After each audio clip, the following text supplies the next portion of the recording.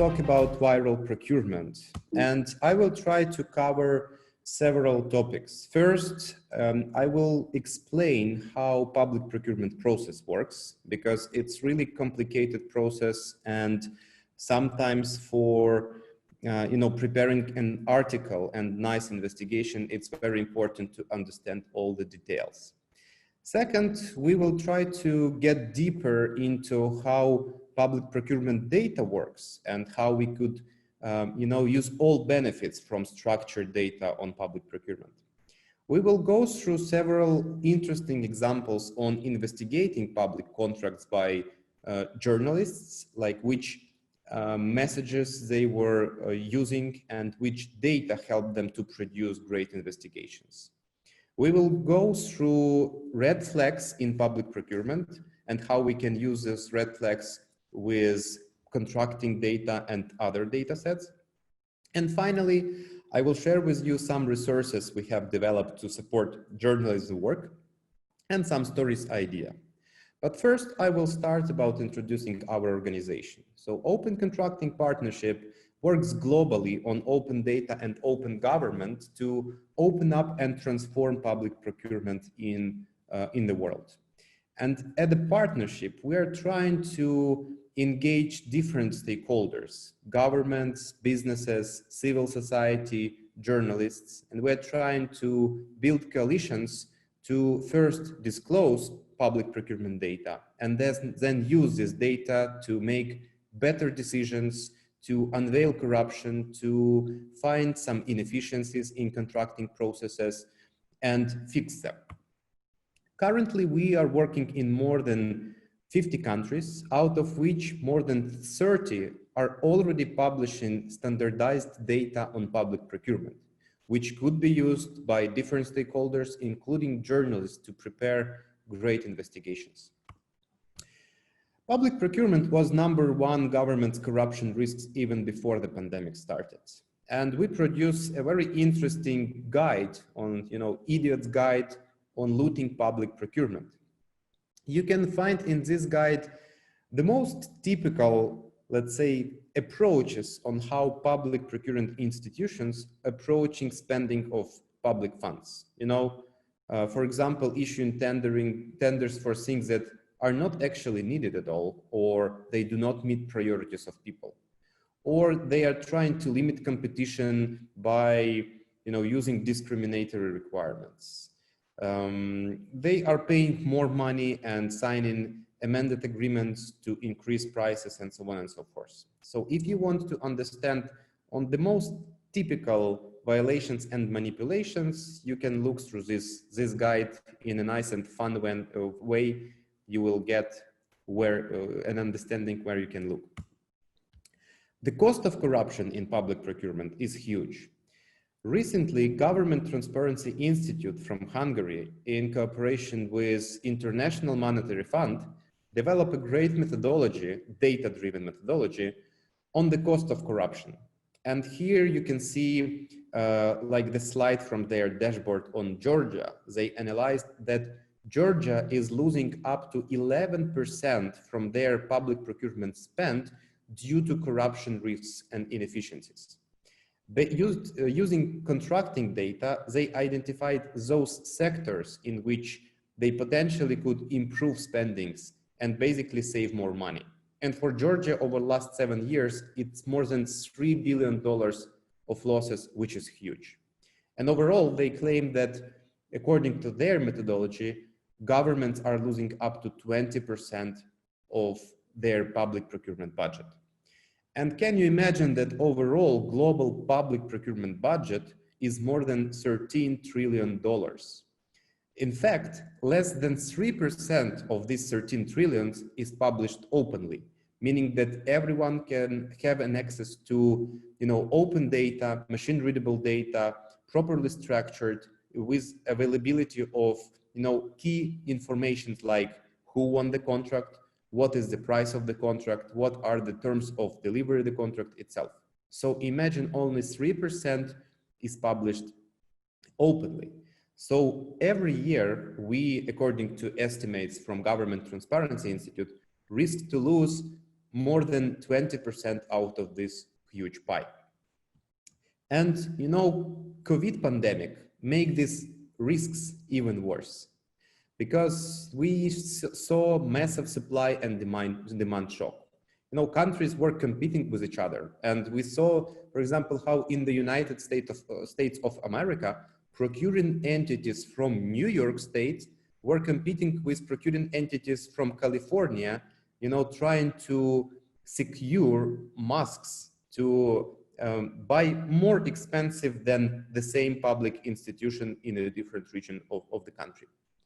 You know, in most of the countries, we saw the widespread use and abuse of emergency procedures when procuring entities have not been properly planning, properly advertising opportunities, but they were just publishing awards. And we believe that it's important to give such a flexibilities during crisis, but it's also important to report on everything you procured in a structured way, to give an opportunity to conduct ex ante and ex post audit. And how IMF director said, you know, we have kept the receipts to understand what happened during these pandemics. As of July, we at OCP calculated that at least $100 billion have been spent on pandemic-related procurements as an emergency. So without proper transparency, without proper advertisement, and without proper competition. That's what as of July. And now, you know, we are almost in the end of the year. And currently we see that only United Kingdom have already contracted COVID-related goods, works, and services for more than $23 billion. So this amount is even higher. And obviously, I guess you know this, let's say, rule that if you are buying something, you cannot buy fast, buy cheap, and buy high quality. You can select only two of those. So again, understanding that during the pandemic, we had to buy fast, we had to select either cheap or good. And consider that here we have even more corruption risks. So in most cases, we could select only one, which is fast. So we saw the Hunger Games in procurement market. It was, you know, ridiculous sometimes to observe what governments are buying.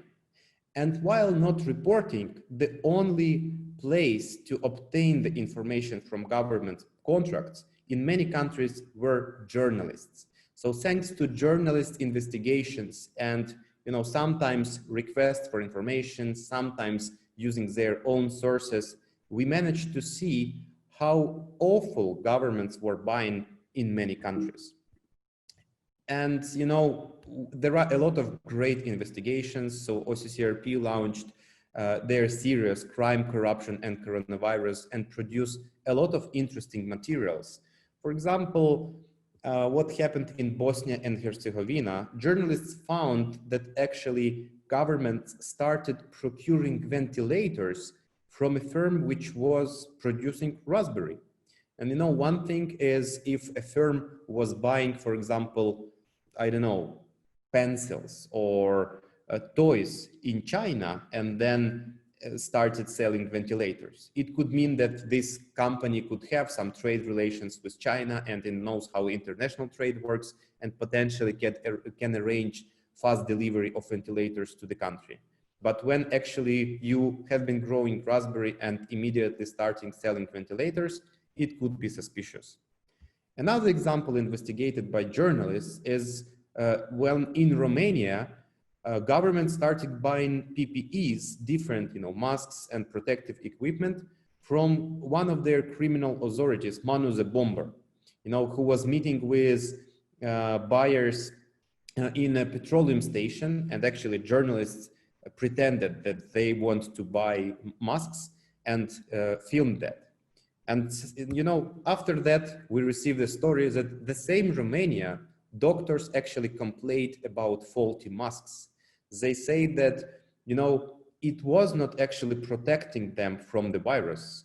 And because of such kind of deals, we are risking to have more losses of people's lives. Or how journalists in United Kingdom identified that firm received a £108 million contract in error, which is ridiculous. 108 million pounds could be more than expenditures for COVID of Eastern Europe and Central Asia countries altogether. And in one country, it was just a simple error. Finally, in Spain, we saw how journalists identified that tests procured from Chinese company were not working correctly. So basically they were showing false results. And while starting an investigation, they found out that actually Chinese government have never approved the export of these tests abroad, and they just don't have a license. So journalists managed to find the information that seller does not have the license, but procuring entities for some reason have not. And we have tons of such investigations and great materials prepared by journalists who help to understand that actually public contract matters. And currently, thanks to the pandemic, it's funny to say thanks to the pandemics, but more and more people understand that it's very important to track public money, and really public spendings help to save people's lives. Actually, we as Open Contracting Partnership are preparing a weekly newsletter about all great investigations, news materials, and useful information which could be interesting to journalists. So you can subscribe to opencontracting.subtract.com to receive our weekly newsletter on COVID investigations. And currently we have supporting this for like almost 35 weeks already. And we have more than 300 materials from all over the world. So if you're interested about, different stories, you can look through this newsletter and find something interesting, useful for you or from your country, for example. It's very important to understand the public contracting process because, as I said in the beginning, it's very complicated. And sometimes while preparing a story, we can make a mistake which, in the end will ruin our story. So public procurement usually consists of 5 key stages. Planning, when actually procuring entities are, defining the budgets, developing their needs, and planning when and what to buy, what kind of procedure to use. Here they define whether it will be competitive procedure or direct contract, etc.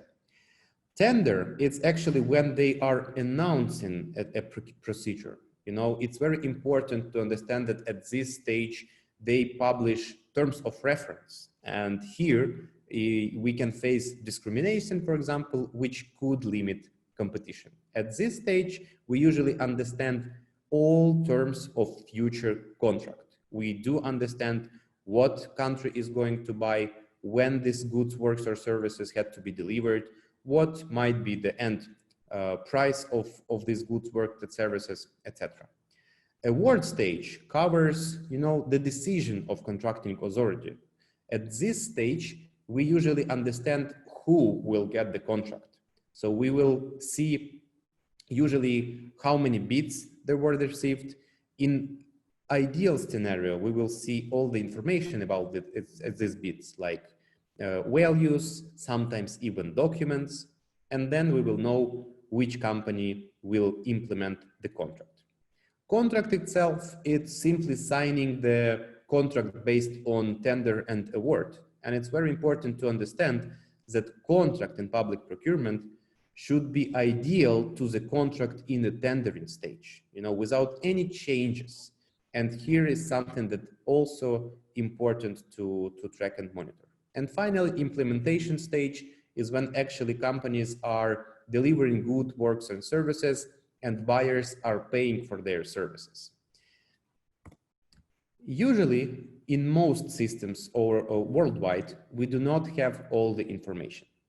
Most frequently, we have only tender and award information. And Actually, that's it because systems in government are designed not to, be transparent and accountable to citizens, but just to facilitate transactions between governments and businesses. Ideal scenario, again, when we have all the information. But sometimes while preparing a story, you will have to send a freedom for information request, for example, to collect some missing pieces of information. Example from Washington, D.C. They do have all information about planning tender contract implementation, but for some reason, they do not publish award information. And what is even more important for journalists and external viewers is all this information is structured in different databases, and there is no common ID how you actually can link all these pieces of data to understand that it's part of one contracting process. And that's the challenge we are trying to deal with in open contracting partnership. So you have to understand that in public procurement, we always work with incomplete information that comes from disconnected databases. And to prepare a nice story, you have to know your procurement and understand which components are missing and what potentially you have to request to have, a complete puzzle. Sometimes when we are requesting information in public procurement, we hear from governments that, sorry, we cannot provide you this information because it's confidential, about different stages. And in open contracting partnership, we prepared a myth-busting confidentiality report. We talked to more than 70 experts from 20 countries and find that there is little evidence that actually confidentiality should exist in public procurement.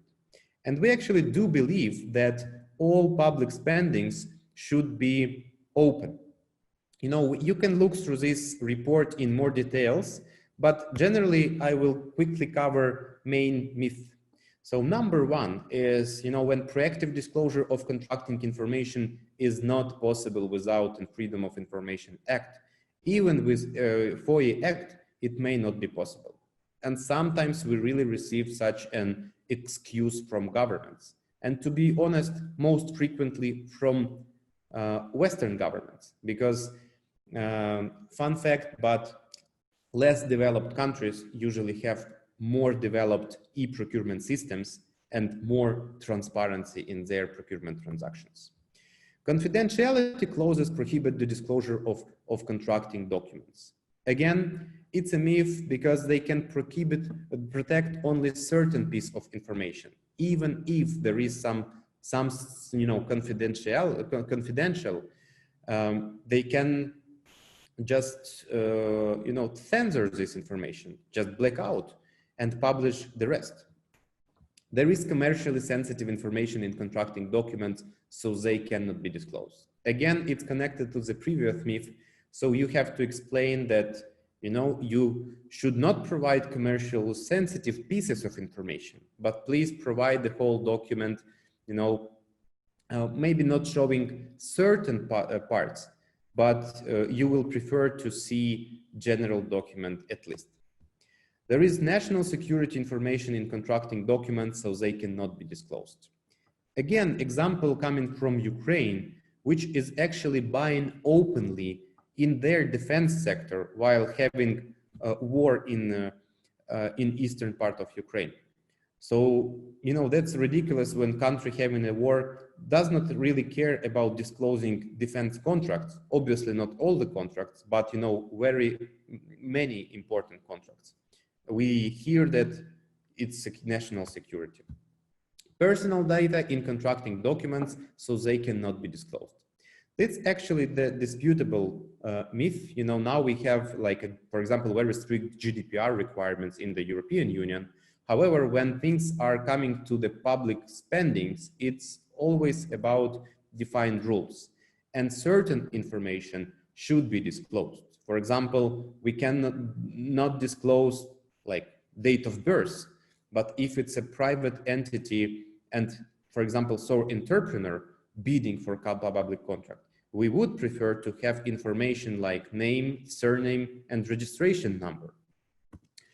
Disclosing contracting information encourages and sustains collusion. So, there is a myth that then when people will see who is bidding for contracts, they will easily, find contact information of their competitors and collude. And let's be honest, sometimes we do see cartels and it exists. But again, if the market is open and fair, it's not a big deal. More importantly, publication of this information helps to identify collusion.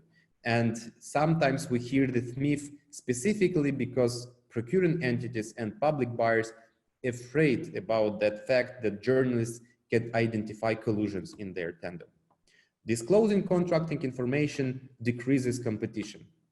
Again, we hear from different authorities that when we will start publishing all the information, businesses will not be willing to bid because, they will disclose their commercial secrets, etc., etc. But when it comes to public money, you have to make your decision either to receive funding or, not disclose any information. And we do not see that fully open systems have a reduction in competition. Cases from Colombia, Paraguay, Ukraine, Moldova, who publishing all the information along the contracting process, they prove that actually better transparency and better data publication increases competition. And I will show you some researches which prove that. Disclosing contracting information costs too much money and leads to costly appeals and renegotiations. It's another myth because while not disclosing information, you often can face, again, that the same request for information, and you will have to reply on those requests. So there was an interesting analysis from one of the Ukrainian municipality which started publishing all the information and became the most transparent city in Ukraine. And they calculated transactional costs. And they found out that after the city became more transparent, they started spending much less time for answering freedom for information requests. So better transparency means reduce in work, not increase in workload. Disclosing contracting information does not expose or lower corruption. Again, the same evidence from many countries which started publishing information shows that it's not true. Again, one of the best examples of Ukraine where corruption perception decreased from 54% to 29%, meaning that businesses started, increase the trust to the procurement system and its fairness. And finally, no one actually reads contracting information, and if they do, they either misunderstand or use it to embarrass officials. Sometimes it's true, but in most cases it's not.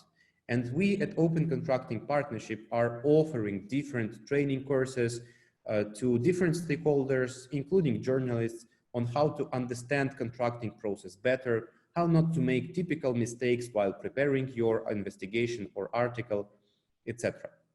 So overall, if you as a journalist will request certain information from governments and they will give you an answer that we cannot disclose this information, myth-busting confidentiality report will help you to explain why it's not the case.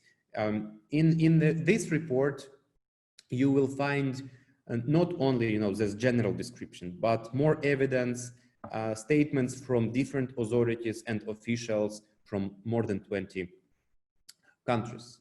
And some quick tests. We prepared a short game on how to check whether this information can be published and when. So if you can type your answer for like 2 simple questions. First one, is this information sensitive or not? Information about unsuccessful bidder's proposal. So do you think that it is sensitive or not? You can use your chat function to answer this question. Unsuccessful bidder's bidder's proposal. Not sensitive. So in fact, yes, it's correct. This information is not sensitive. As we discussed before, there might be some pieces of proposal which should not be published. But generally, it's not sensitive information at all. And second question, pricing in the supply chain. Is this information sensitive or not? How do you think? Pricing in the supply chain, not sensitive. So in fact, this information is sensitive because here we mean that bidder has to disclose for what prices it procured certain goods or services from their, I don't know, producers or counterparts. So the whole supply chain might be sensitive, but prices which are offered to the government, they are not sensitive, obviously. So again, looking through this report, you can help to prepare yourself for future communication with governments if you will be trying to get more information on public procurement. Going forward, open contracting. Now we live in a 21st century, and we are talking about transparency 2.0. If several years ago for us transparency was having information about contract, like general information, currently we'll definitely not be satisfied about that. I can ask you some questions like how many contracting procedures since March relate to the COVID-19 emergency in your country? Are there reference prices for particular emergency items? Are the new suppliers registered and can supply a particular item, etc.? And in most cases, people will not be able to answer this question quickly because data in many procurement systems is not designed for quick analysis and assistance to external stakeholders to conduct this analytics. But we are again in the 21st century. We are developing ourselves and technologies are developing. So in this picture, I like to ask what do people see at this picture, and you can type your guesses. What do you see here? Once when I was in Georgia and I asked people what do they see in this picture, I received an answer that it's Hinkali, and actually it looks like Hinkali, but in fact it's not. It's a dwarf planet Pluto. The difference in these two pictures is time. On the left, we see a picture which was taken in 1994, and on the right, it's a picture which was taken in 2018. Obviously, with evolving of technology, now we can have more and more opportunities. Elon Musk has already sent the same rocket to the space 7 times. So why we, with governments, cannot start disclosing information on public procurement? It's so simple. It's not, changing your mentality, or it's not fighting corruption. It's just developing an IT infrastructure to collect and publish this information. Again, a picture from Georgia, actually, because Georgia was one of the leaders in digitalization of public procurement sphere, and they developed their e-procurement system many, many years ago, and actually significantly improved the procurement market in the country. Of course, we can discuss what now is happening with procurement sphere in Georgia, but overall, their start was amazing. So it's a picture how government procurement information looks like about 10 years ago. But now, obviously, Georgia has e-procurement. Many countries has e-procurement. And in many countries, we have this. In most e-procurement systems, data is not designed to support like publication and support, for example, journalists or civil society organizations, or even policymakers and procurement authorities to conduct data analysis and make quick decisions. Obviously, journalists, especially data-driven journalists, know how to do like their magic, and by some coding, they can connect all the pieces of information and data and prepare a nice data set and produce amazing articles. But we at Open Contracting Partnership are trying to support this, and we develop an open contracting data standard. It's a publication schema which helps to collect and structurally disclose all the data throughout the whole contracting process, starting from planning to implementation. So if you are using Open Contracting Data Standard, it will be so simple for you first to collect and structure all the data in one simple, understandable record, and then to collect the databases of all records about every contract. We do have like a very detailed documentation. So even if you are working with new public procurement data set from another country, using OCDS, it won't be a problem for you to understand the contracting process of this country, because in most cases, contracting processes are different.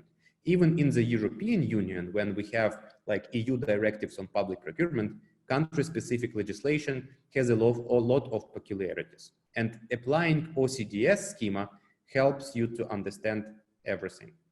It's a global non-proprietary data standard structured to reflect the complete contracting standard.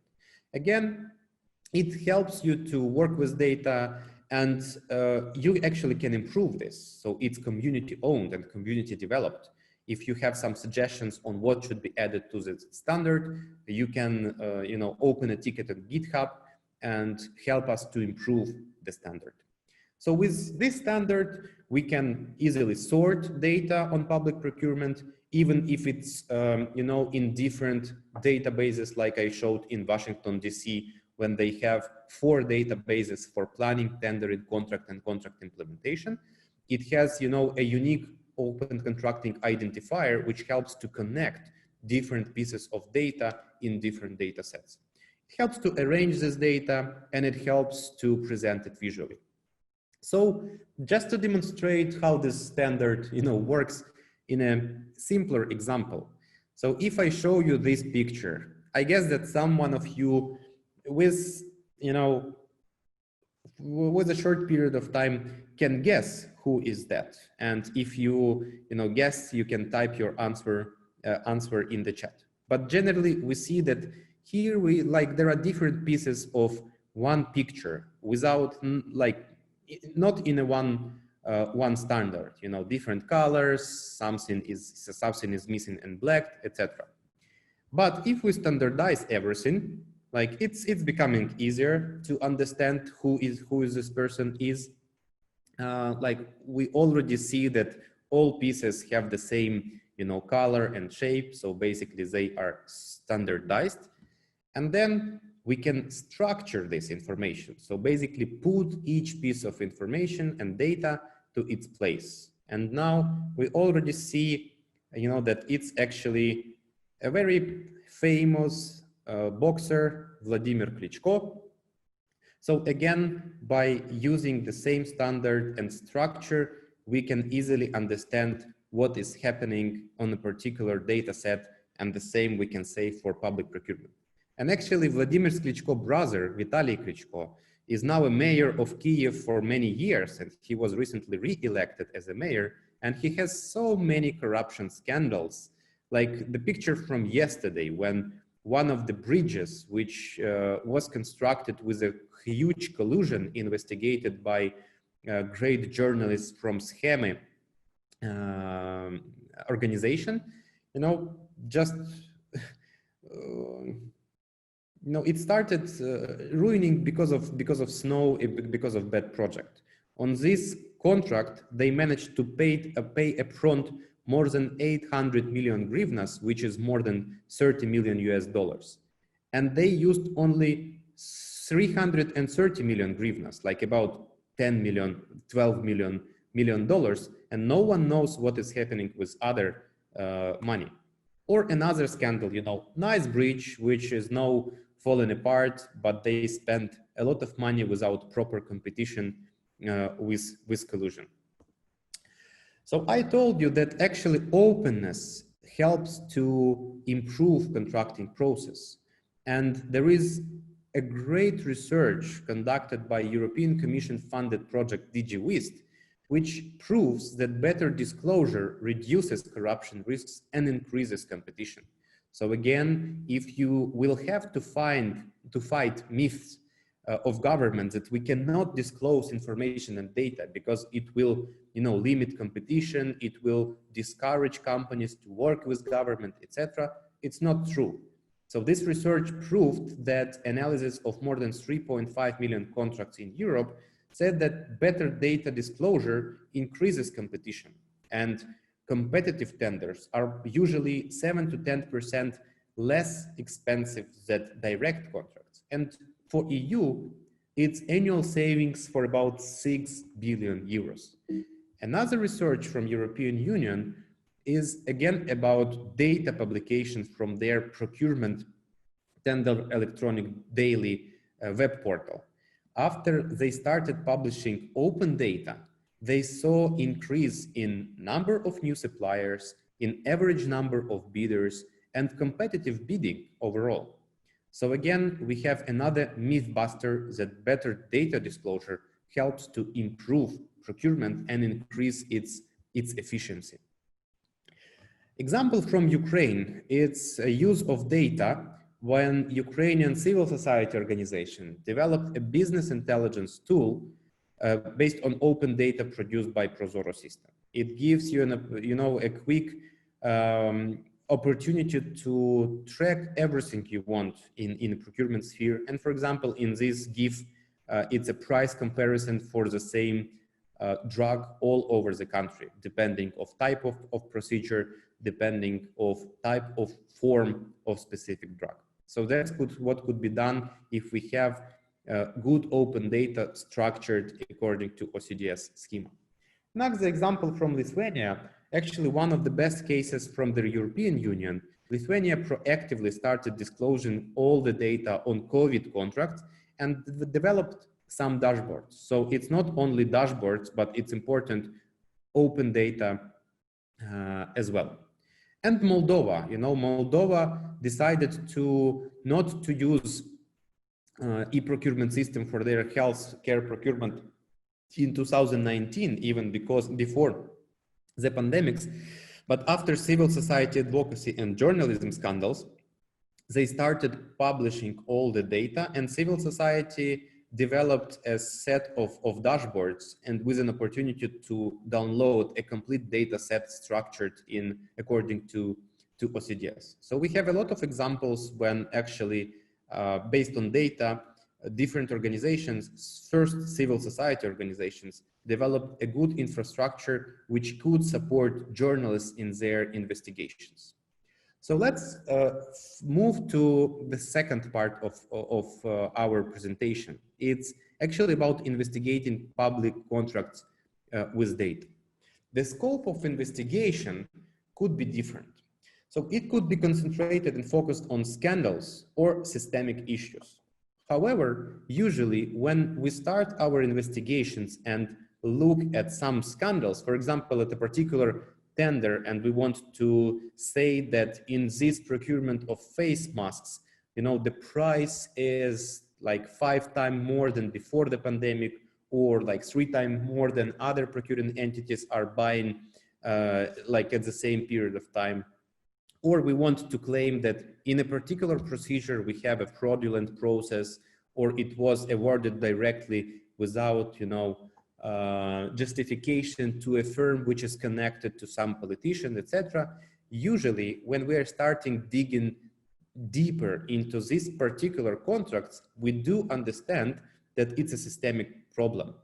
And one contract, overpriced contract, might usually mean that there is a system of, paying more money. And it's interesting to start looking at small cases, but then cover a systemic issue of bad practices in a procurement sphere of a certain country. So our suggestion is not just look at the scandals, but also to try to increase our angle. And if we manage to find some scandal, try to find a system behind this particular scandal.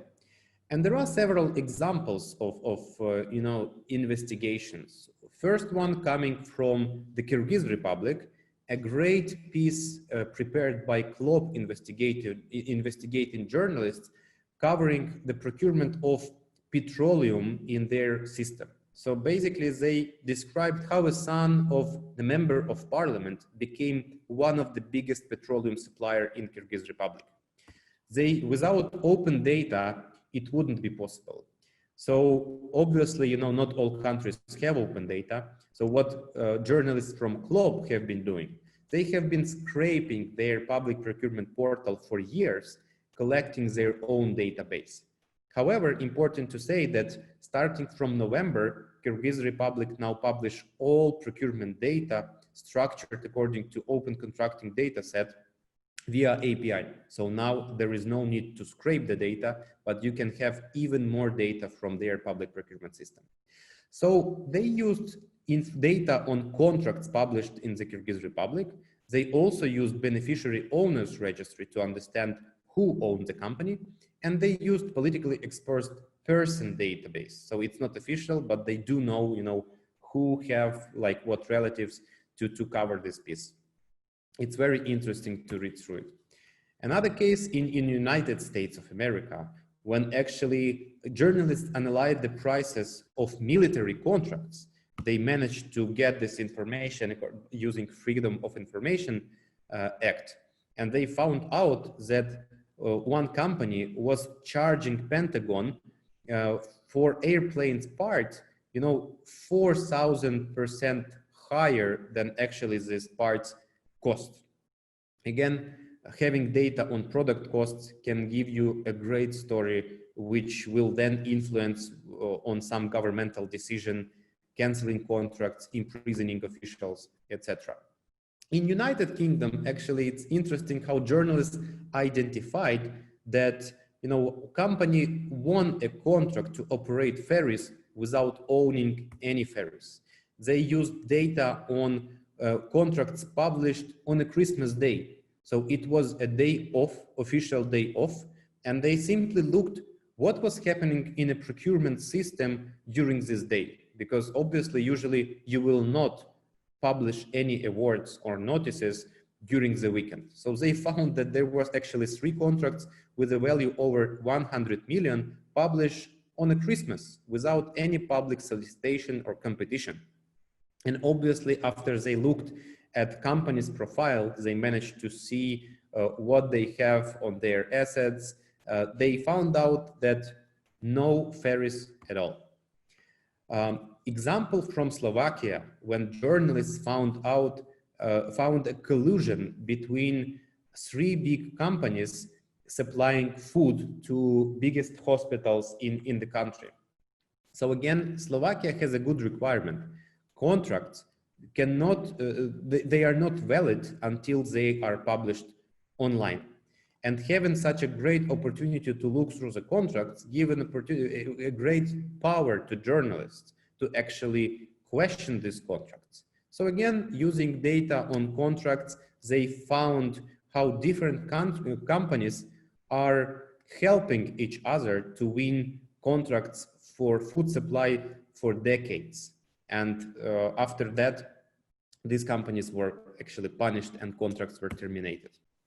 Or scandal from the United States of America, when former Chicago public school head cheated to help her former employer to get a contract for more than 20 million US dollars. It was a sole sourced contract. And when actually journalists from The Economist prepared an article, people were surprised how awful things are with contracting in Chicago.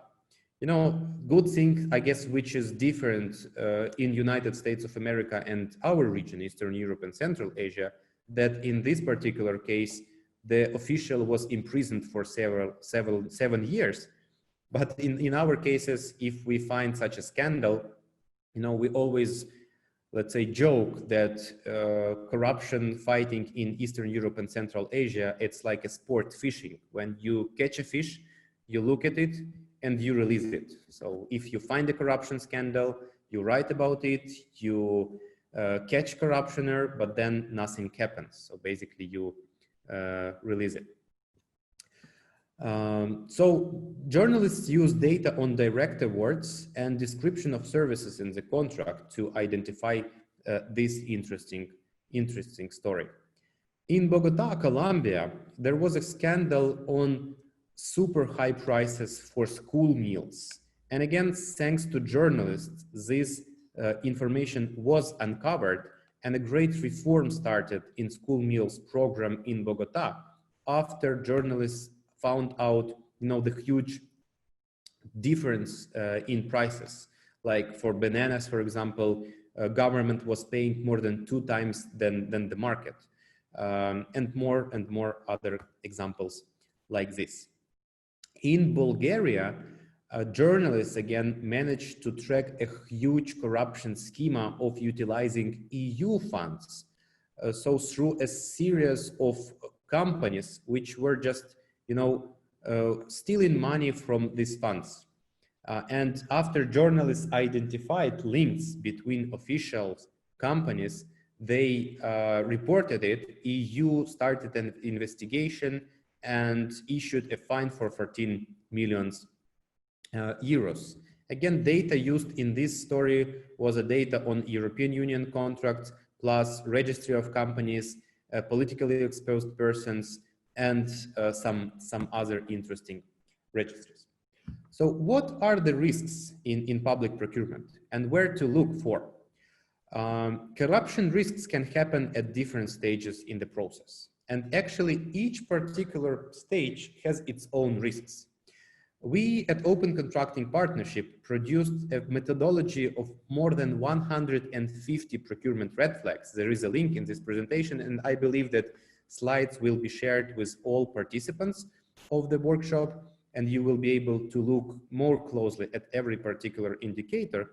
But basically, for example, if you're looking at planning documents, there are a lot of violations which could happen, like with tenders, if there is no public bidding, or the tender was issued at an inconvenient time. Example, from UK, when tender was published, notice was published on Christmas. On implementation, for example, we can say about risks of super long payments to most bidders and quick payments within 1 day for those bidders who are connected to politicians. And there are more and more such risks which could be analyzed in our report. Again, each step has its own risks, and it's important to understand these risks. However, I would say that it's important to understand red flag does not mean that there is corruption or violation. It's important to look carefully through red flags and investigate what actually happened in this particular tender. So I would leave some notes of caution here. So first, try to triangulate your data, and if you have one red flag, try to understand whether some other red flags in this particular tender exist to prove that there is something really wrong happening with this tender. Try not to immediately jump to a conclusion that there is a conflict of interest or certain, fraud or corruption. Try to double check and fact check, and do understand that procurement data usually comes with not the best quality. So there might be mistakes with data as well. So don't be in a hurry, reporting about specific scandals, but try to double check. And for example, request assistance from procurement professionals or civil society organizations working in this sphere, because it's very important to, if you are a journalist, not a procurement professional, you always can request assistance from professional civil society organizations working in this sphere. And in our region, there are many of those. And if you are interested, you can always reach out to me, and I will be happy to introduce you to great partners who are procurement professionals and are trying to fight corruption in this sphere. So if we are going back to COVID contracts, there are several most common red flags. So we saw a lot of price deviations. We saw a lot of inexperienced providers.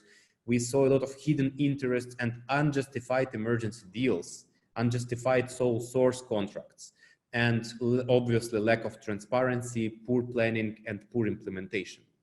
We conducted like big research on COVID contracts. We analyzed more than 1 million contracts in 12 countries and found out some interesting evidence and developed some recommendations how to improve contracting. So you can find the link to this research in this presentation. But I will quickly cover some materials which were prepared by journalists covering these risks. So price deviation, obviously the most obvious risks, risk. However, if we're talking about price for example, surgery masks, obviously because during the pandemic, price increased. There was a shortage in the global market, and we did not have enough masks to cover the demand. And like market rules work in that way that if demand increase, price also increase. So it's important to correctly analyze these prices. However, in Colombia case, journalists found out that price for coffee, sugar, and food kits, which were provided to poor population who faced challenges during the COVID, produce were 50% higher than before, and there was no price increase for produce in the country. So it was reported by journalists and investigated by authorities. In Buenos Aires, they also find price increase for different products, and they found that for 13 out of 16 items procured and analyzed, the price increased dramatically.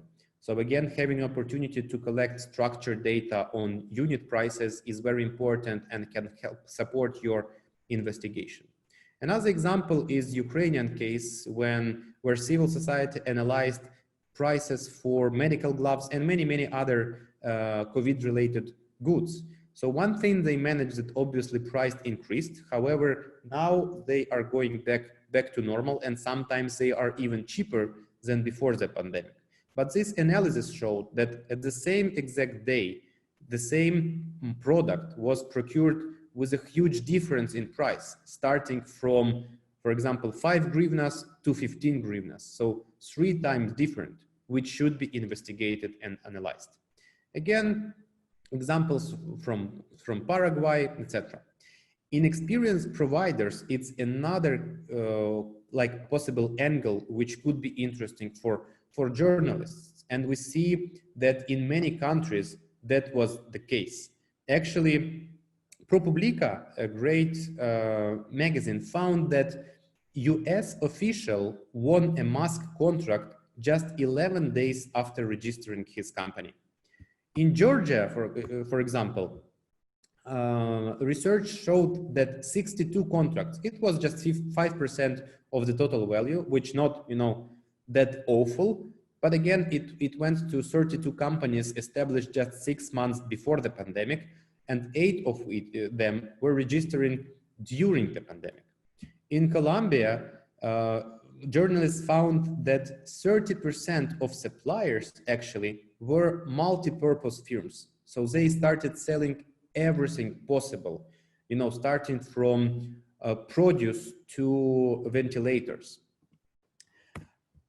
And in Kazakhstan, for example, Zerteo Research Institute identified that a firm which was selling flowers started selling face masks to the government.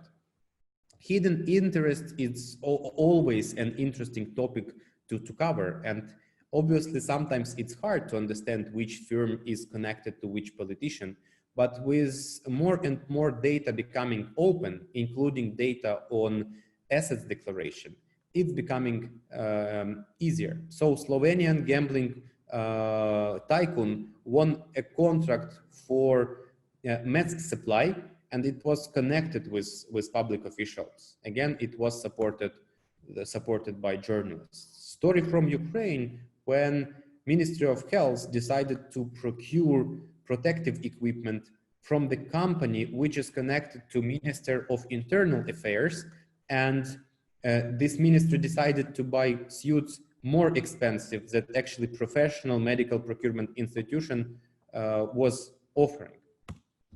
Unjustified emergency deals, it was also a frequent case. So in Portugal, journalists found that emergency contract was signed for 9 months, and obviously 9 months of supply cannot be treated as an emergency. You can sign an emergency contract for a certain period of time to cover, your emergent need, but it will not 9 months contract. A question from Moldova, do we need to reconstruction of a fountain while we don't have enough money to tackle COVID?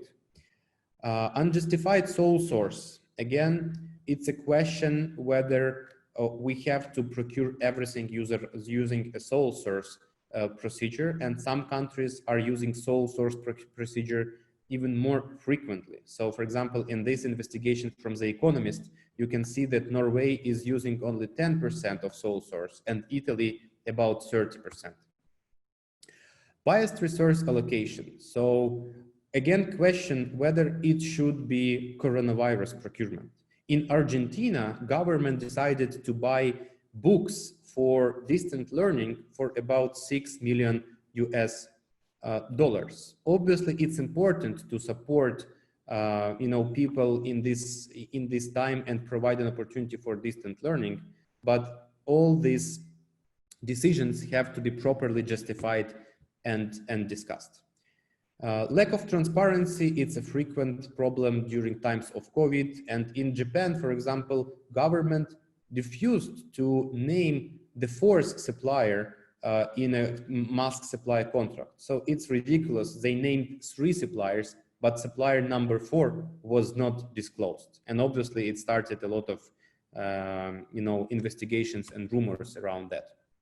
Amendment and cancellations of contracts thanks to journalists' investigation actually was a great achievement during time of COVID. And finally, poor planning. We saw how, for example, Nigeria predicted that they need 10,000 ventilators to fight COVID, but they had less than 12 or 200 for the country. At the same time, in Moldova, government issued a tender notice for more than 2 million of reusable protective suits, screens, and gloves, while they have population, less than 3 million. So why country needs so many reusable suits and gloves? If do we want to, give a suit and glove to every citizen, or how do we want to use everything we will buy? And actually, during the times of COVID, many countries used buy everything principle. So they were, not planning properly, but just was buying everything what is available in the market. And finally, journalists actually helped to build global databases. So Ojo Publico created a data set of 110 most important companies in the business of coronavirus tests. So everyone has an access to their database and have an opportunity to see who is producing coronavirus tests, what they are selling, and to which countries. Some resources and story ideas. So we developed a guide on how to collect, publish, and visualize COVID-19 procurement data. If you're interested, you can look through it. Again, we published a research on our analysis of more than 1 million contracts in 12 countries, covering most frequent manipulation risks and recommendation how to deal with that. We also developed red flag spreadsheet. We have the documentation for open contracting data standard. We have guide to indicators and how to analyze their performance. And in our open contracting website, we have a COVID resource, which could help you to understand the problem deeper and try to prepare some new stories. We have a free global help desk. So if you are interested in working with open contracting data, You can send a request to data@opencontracting.org, and we will provide you a support from our technical team who will help you, for example, to collect data, to understand your country data, and structure it properly. We have a set of open source tools which could be used by journalists to work with contracting data. So first one is a Kingfisher. We do have a list of countries who publish open contracting data standard. And using Kingfisher, you will be able to collect this data and basically normalize it. We have a translate and flatten tool which transfer JSON data, which is used for open contracting data standard, to CSV data. And we have some other open source and reusable tools which could help you, for example, to build a nice data-driven story. We have a tool, a Tower Builder, produced by our partners from investigative journalism organization Poder from Mexico. And it's a ready solution to prepare a data-driven story about your procurement scandal. So if you're interested in this kind of data tools, you can always look through these links, and this presentation will be shared with you. And if you have any questions, you can request our support from our help desk at data@opencontracting.org. Again, I said that many countries are already publishing OCDS datasets. In our portal, opencontracting.org, you can find all data publishers. And currently we are building OCDS registry, which will be a tool of all data structure in one place. So it will be so easy for you to filter. It's important to understand that in the region, for example, Ukraine, Moldova, Kyrgyz Republic, Kazakhstan are already published very great contracting data. Georgia actually failed with that. Last May 2019, they published OCDS data, but then they stopped updating this data. And now there is an information great tool developed by Transparency International Georgia, tendermonitor.ge, which gives you a general analytics, some KPI, red flags, profile of organization. This can be used for investigations. However, no open data available. More useful data. United Kingdom, all data on UK procurement is published by Spend Network and Tassels. OCCRP prepared a great data set about EU procurement. They worked with journalists from different countries and prepared a data set about 38,000 of contracts, and everything is available as a structured data and reusable. And finally, we at Open Contracting are finishing the development of our Open Contracting Health tool, which already has an MVP, and in January we will launch it. So it will be a tool to collect and analyze all COVID-19 contracts. It will give an opportunity, to see the global profile and select your country, to dig deeper into this, to see what region was buying what kind of products, what was the contracts, who supplied most of good works and services, what was the distribution between different good works and services, what are the red flags in these contracts, and also equity flags, whether these contracts and products were distributed equitably. You will be able to, for example, compare public spendings with coronavirus cases, whether there is a correlation or not, and benchmark different countries between each other. In addition to data visualization, obviously all data will be available for download as OCDS and CSV. So it doesn't mean that you have to use our dashboards, but we will provide you an open data, and you will be able to conduct your analysis and investigations by yourself, having your own use cases and using your own tools. It will also have library of lessons learned, best practices, different investigations, guidelines, stories, and news.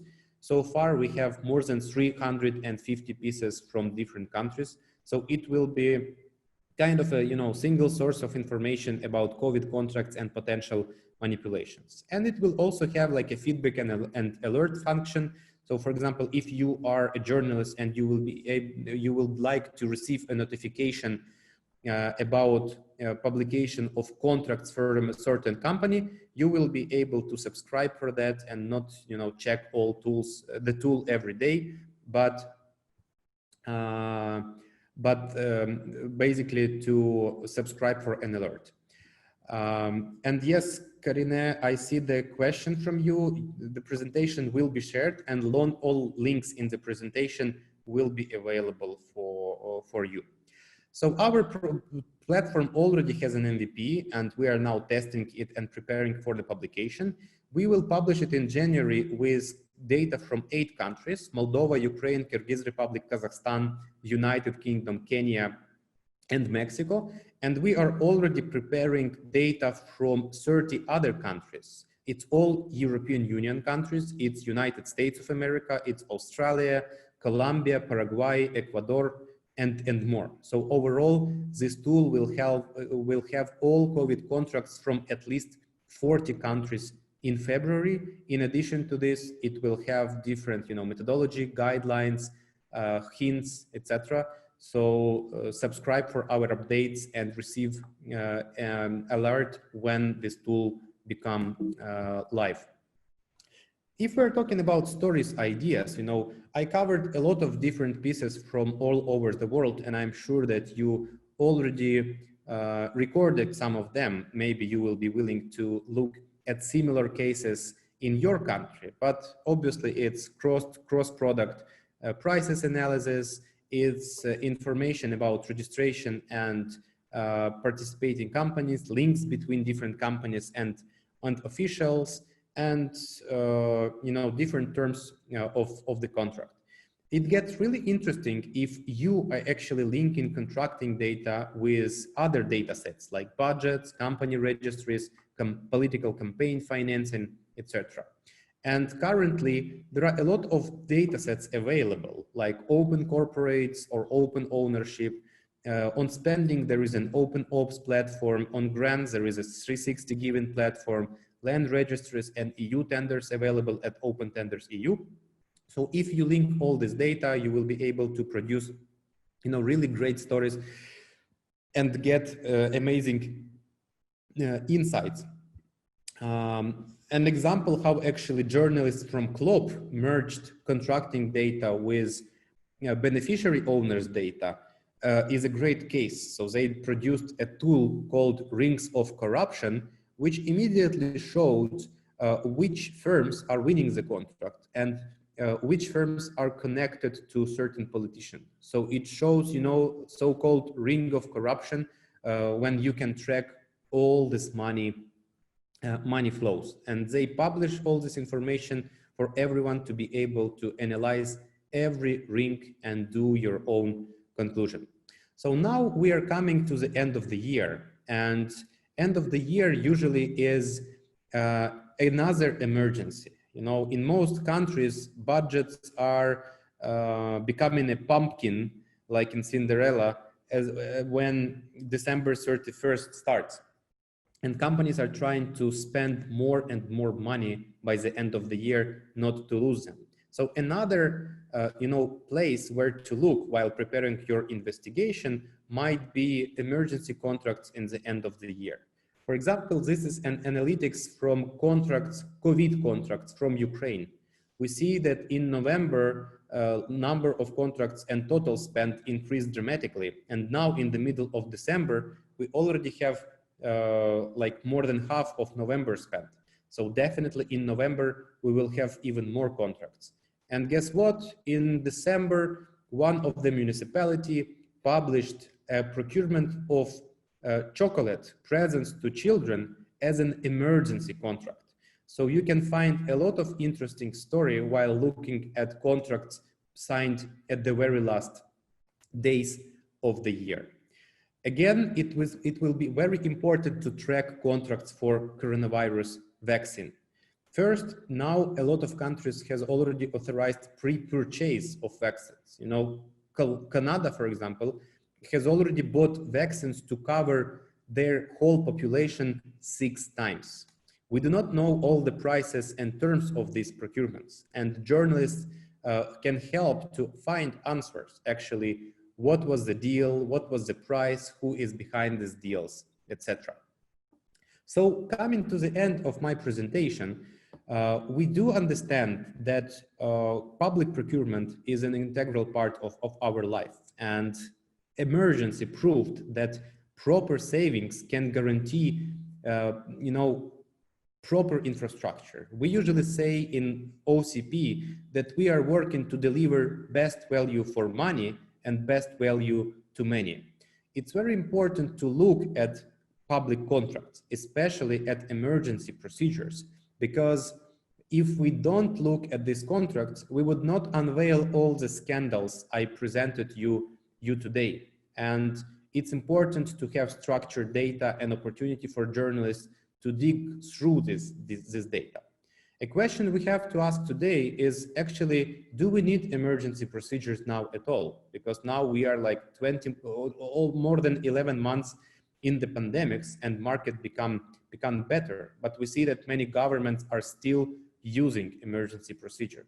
So another question which could be asked by journalists is how different countries and different procurers are buying emergency products, and whether our country have to proceed with emergency tenders. So as a conclusion, first, I would really love, if you can make contracts your new favorite data set to monitor, because it's very important to have attention from journalists. It's very important to be the list of where and what information you have access to. And if you don't have some access, make better freedom of information requests to collect all the data sets. And, if you do need any support, do let us know. And if you produced a nice story, also don't hesitate to share it with us. So here are some of our contact details, our newsletter, our media contacts, and my personal contacts. So if you do need a support, don't hesitate to reach out to me.